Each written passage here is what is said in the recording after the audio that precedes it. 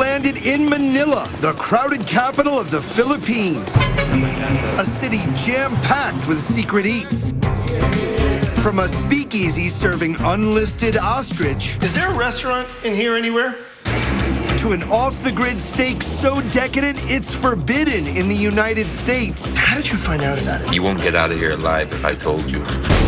I'm inclined to believe it. All in search of a seat at the most exclusive pig roast in the Philippines. You, wipe your feet. This is a lady's home.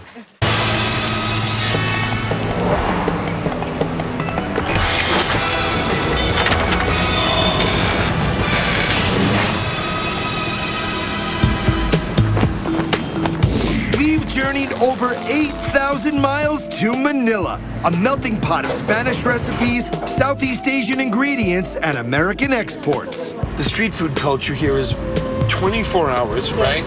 And it's not like food trucks. No. What kind of stuff could you find in the street food realm? Barbecue, different kinds of grilled stuff, grilled pork, entrails, chicken feet, chicken head, coagulated blood. You're pretty much describing the cauldron in the beginning of Macbeth, right? We're in Manila's business district, looking for a run-of-the-mill lunch spot that hides a secret for those who know where to look. I think it's called Exit. It's a sandwich place. It's Plaza something. Plaza Diner, Plaza Cafe, something like that. Okay. But in the back of it is another place. Rumor has it, an ordinary exit door is the portal to the Exit. Cheers. A hidden speakeasy indulging locals' appetites for American pub fare like nachos and wings. You want to go find it? Yeah, of course. All right, let's go. Check this out.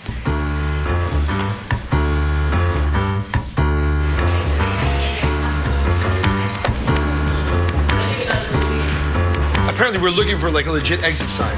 This looks like we're gonna get killed. Is this it? Is there a restaurant in here anywhere? Oh, okay. Thank you. No, there's no restaurant in there. This must be a restaurant. Is it? It's a restaurant. Okay. Oh, thank you. Hey!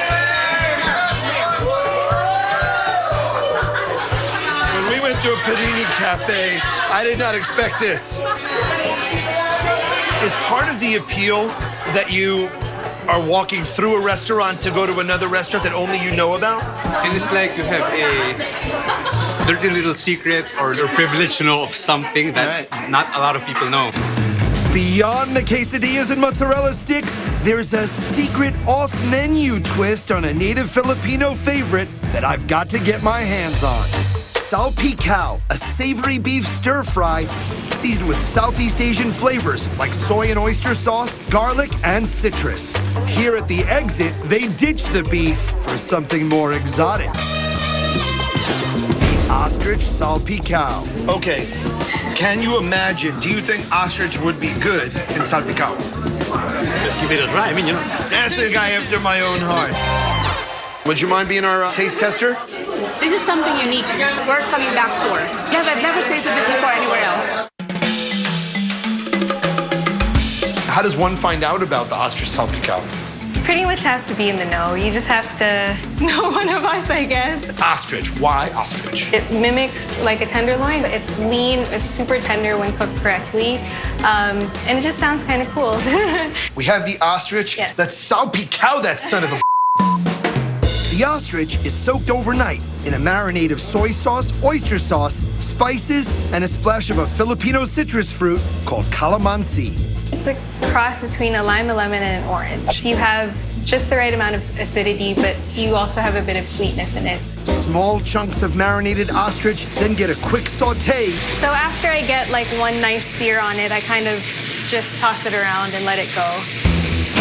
Celine pairs the tender ostrich with creamy cauliflower puree, douses the dish with leftover marinade, and then we top it with... garlic chips. Yes.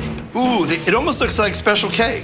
This is boiled in milk to really remove any of the bitterness or the bite. That's brilliant. You boil the garlic in milk. Yes. It kind of just leaves just the subtlety of the garlic. There you go. And there you go. The off the menu, hidden, secret dish, ostrich salpicao. Yeah, I'm gonna put this whole bite in my mouth. I'm gonna do it. Oh, is that awesome?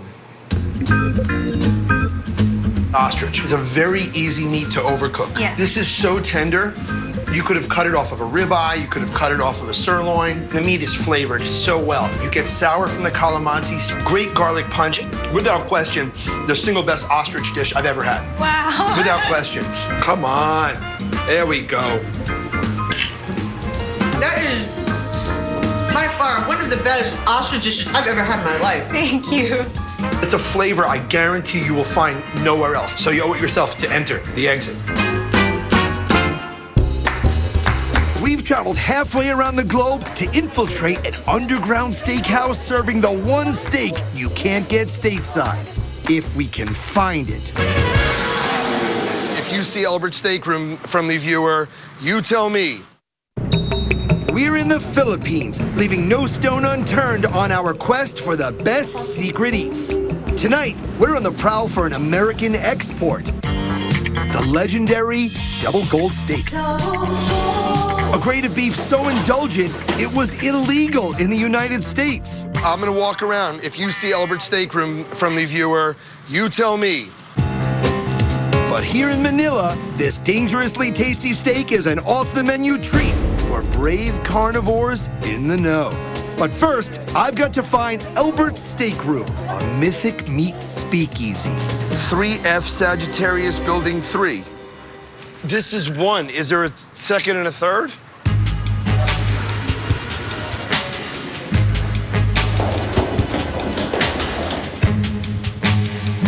This is the 3rd floor, and the only sign is for general dentistry.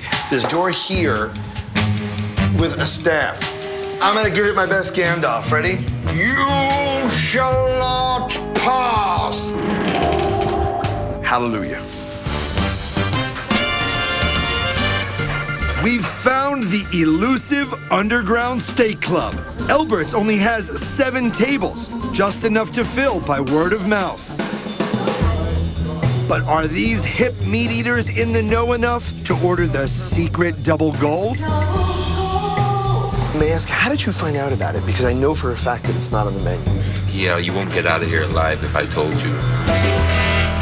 Any man holding a knife saying you'll not get out of here alive, I'm inclined to believe it.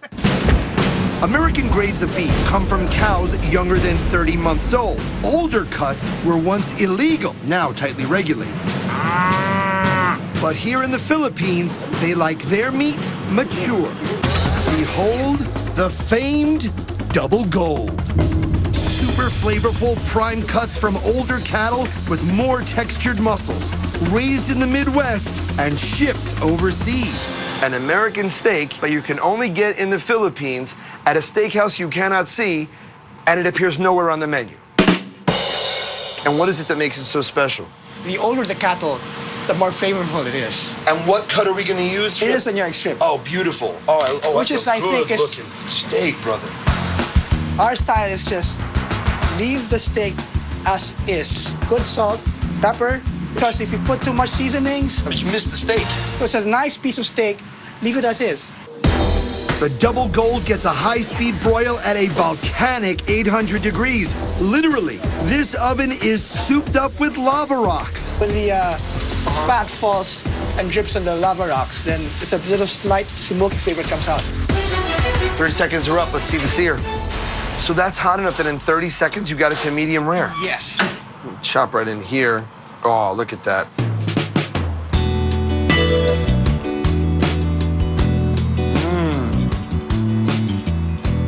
That bite was even better than the first. I gotta tell you, the beef is so good, and it's buttery. The texture of it is, it's melt in your mouth. The aging comes right through. I've never tasted anything like it. By the way, you know how you also does really gold? There's something with bacon on this plate, and I have no interest in touching it right now. I just want to eat the steak. A steak that is essentially aged while it's still in the cow, only here in Manila, only at Albert's Steakroom, and only if you're smart enough to order off the menu. Feel free to wrap. I'm gonna be here for a while making sweet, sweet love to my double gold. We've captured the contraband steak. Now for Manila's favorite ramen. With a twist. That's straight up a bowl of fat? My Filipino food foray brings me to Salcedo Village in the Central Business District in hot pursuit of the latest food craze sweeping Manila. Right now, the popular thing is ramen. Oh, that's like the hot thing now. Yes. Everybody loves ramen. Here in the Philippines, the foreign food they crave is authentic Japanese-style ramen noodle soups. What is the Filipino fascination with Japanese noodle soup? It tastes a lot different from our local noodle soups. Was your first exposure to ramen a styrofoam cup with a little seasoning packet that you added water to? Yeah. Even the Philippines too? Like most Americans, we know ramen best as a cheap processed meal. But authentic ramen is a centuries-old tradition. Fresh noodles and homemade broth are crafted with precision and enhanced by delicious meats, seafood, and other toppings. And today, we've got our sights on a ramen like none other. The legendary Shoyu Maze Soba, a singular, soupless ramen. We're looking for a place called Mendokoro Ramenba. It's a ramen restaurant. Is this it? No, it's a laundromat. Mendokoro Ramenba, a tiny ramen joint tucked away on a secluded side street. Kat, you'd call it a side street. Definitely a side street. Is the go-to destination with chefs trained by Japanese ramen masters. Where can I get ramen noodles on this street? Maybe this building, sir. Is this it? Mendokoro Ramenba, right here. All right. Well, you guys want to have some noodles? So is this one of the best kept culinary secrets here in Manila? Definitely. And those truly in the know request the exclusive Shoyu Maze Soba, Mendokoro Ramenba's dry, brothless ramen. All right, Arlen has taken me back in the command center. This is the bridge of the Starship Ramen. The real trick to amazing Shoyu Maze Soba is all in the timing. I see some stopwatches there. We have a very strict boiling of ramen because noodles become saggy, mushy. Arlen grabs a fistful of noodles made fresh in-house every day. It's the high quality ramen. We dunk them in boiling water for precisely 90 seconds, and we hit the shoyu, a secret recipe soy sauce. That actually comes all the way from Japan. All right, keep working. I know you got a minute, 2 seconds. The minced garlic. Minced garlic, 56 seconds. The leek oil. Leek oil. All right. Vegetable oil. A white pepper. 1 dash. A white vinegar. 13 seconds. With just 13 seconds left, we flash cook some sprouts and cabbage. 0, we are at 0. And then I left the noodles. Okay. And then I say the traditional way, men agarimas. It means I lift the noodle, be ready. Men agarimas! Finally, we top our ramen with a trio of unbelievable garnishes. Savory bits of roast pork, a rich and gooey raw egg yolk. Beautiful. And lastly, I have my back fat. Back fat? That's straight up a bowl of fat? Yes, because we actually made a real Japanese masasoba. May I hold this beautiful dish up? Yes, yes. Here we go, the gloriously decadent Shoyu Maze Soba. That'll work.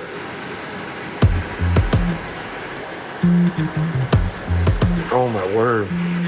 Every ingredient works super well with each other. The pork fat liquefies, and between that and the egg yolk, luxurious was the first word I was gonna come out. That super, super decadent texture.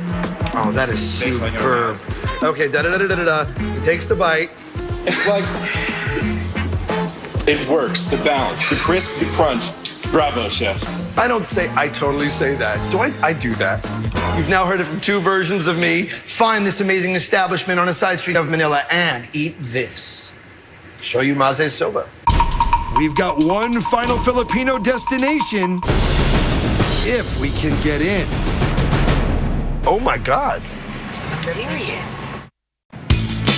We're on the hunt for the Philippines' most delicious off-the-grid dishes. And the word is, the most exciting meal in Manila is so hidden, it can't be found at any restaurant. To score a taste of the Philippines' favorite fusion food, the award-winning stuffed lechon, you've got to go to the chef's own home. Oh my God. Serious. There's like guards here. 3 guards. Lechon, a Spanish dish of roast suckling pig, became the iconic Filipino meal for family gatherings and celebrations. And here in Manila, there's a secret makeshift restaurant serving one-of-a-kind lechon stuffed with incredible edible experiments. Welcome to Pepita's Kitchen, where savvy adventurers book seats at the chef's personal dining room table. Is this the lechon compound? Yes. I'm really nervous. Tao po. Hi! How are you? I'm good. Thank you for coming. Oh. Wipe your feet. You, wipe your feet. This is a lady's home. Chef Dedette is the proprietor of Pepita's Kitchen. And this is a very rare thing because we are legitimately in Dedette's kitchen. And this is real. I love that we see your cookbooks. I think it's the coolest thing, and we owe your cups and glasses and spices. And throughout Manila, Dedette is famously known as the Lechon Diva. What? How did you start stuffing it? Where did that idea come from? Well, Philippine lechon, we usually stuff them with herbs. But I'd want to mix my 2 favorite foods. So, lechon and my anchovy rice. And it worked. Dedette stuffs her lechon with savory surprises like chorizo, garlic noodles, and fried rice with bacon, fusing the Spanish classic with a spectrum of multicultural flavors. Tonight, we're packing this pig with truffle rice. I put a little garlic, and then I put a little mushrooms, shiitake. We add the rice. Can you do me the honor of pouring the truffle oil on my rice? Once sufficiently truffled, this little piggy gets stuffed and then roasts for 4 hours in Dedette's backyard charcoal oven. Are you ready? Oh my goodness gracious. We coat the pig with achuete oil, a red saffron-like flavor enhancer traditionally used in Latin American cooking. I can brush? I want you to brush. Ooh, you're a pro, man. Huh? Who's getting hungry now? We have the stretcher ready, and on 3, let's lift 1, 2, 3 over to the tray. Let's move, people. We gotta go. We gotta get this going. Come on. Tonight, I'm on the guest list for Dedette's Hayop na Degustacion, a.k.a. a feast of the animals. There will be 12 plates of incredible meats combining Spanish and Asian flavors, all leading up to the headliner, her world-famous stuffed lechon. Ooh. Good evening, everyone. Thank you for coming to my kitchen. Thank you. Our feast begins with a Filipino favorite, salted egg shrimp. I love it. It's delicious. It's super indulgent too, like the way she served it. A parade of delicacies follow. Squid ink noodles, crab claw in coconut, pig brains mixed with pig ears. Pig's brain. But it's so good, right? And to wash it all down, a cavalcade of local wines. So now, I think you're ready for the star of the evening.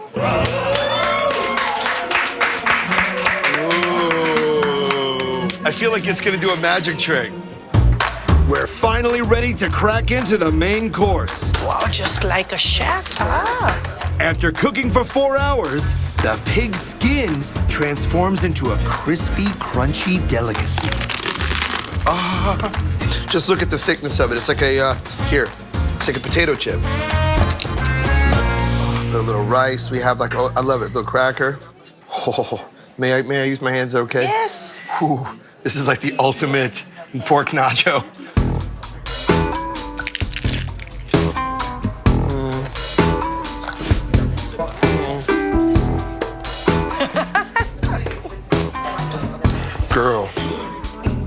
That is so sensational. Because the skin is so delicate and not as, it's crispy, but not brittle and not tough.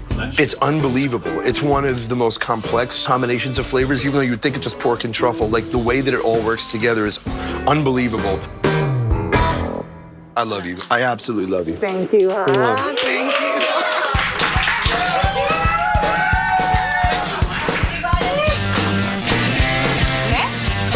I want to see if we can hear this crunch. Oh, Lord of mercy. I know I heard it. I wish I had more skin. All right, I'm going to go see if I can hook this guy. In fact, wait, stay right here. All right. I'm just going to bring it to him. 1 sec, I got you, brother. Here we go.